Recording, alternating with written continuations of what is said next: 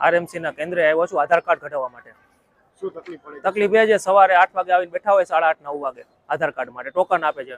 Token પછી જ્યારે અંદર જઈએ ત્યારે ખબર પડે છે કે કયા કાગળિયા ઘટે છે ને શું કરવું છે. એના કરતાં જે તે ટાઈમે ટોકન આપતા હોય ત્યારે કહી દઈએ કે ભાઈ આને એના ડોક્યુમેન્ટ રાખો, આ નામમાં ફેરફાર છે, જે કાંઈ પણ કરાવવાનું છે તો આપણે ટાઈમ ટુ ટાઈમ ઘડવી શકીએ. હવે અમારે 3જી વાર આવવું પડશે, બીજી વાર આવ્યો હતો ત્યારે.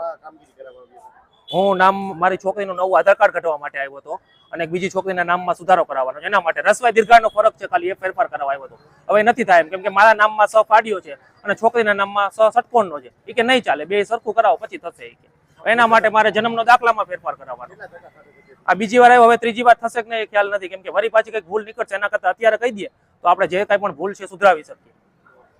ખાસ તો માંગ છું, જ્યારે પણ ટોકન આપે અહીંયા આધાર કાર્ડની પ્રોસેસ ચાલુ થાય એ પહેલા એને જે તે કાગળિયા કાંઈ પણ ઘટતું હોય ને એ કમ્પ્લીટ કરાવી રાખે, કહી રાખે. કેમ કે અંદર જઈએ પછી કે સવારે 2-3 કલાક બેસવું અને આધાર કાર્ડનું કામ ના થાય આપણું.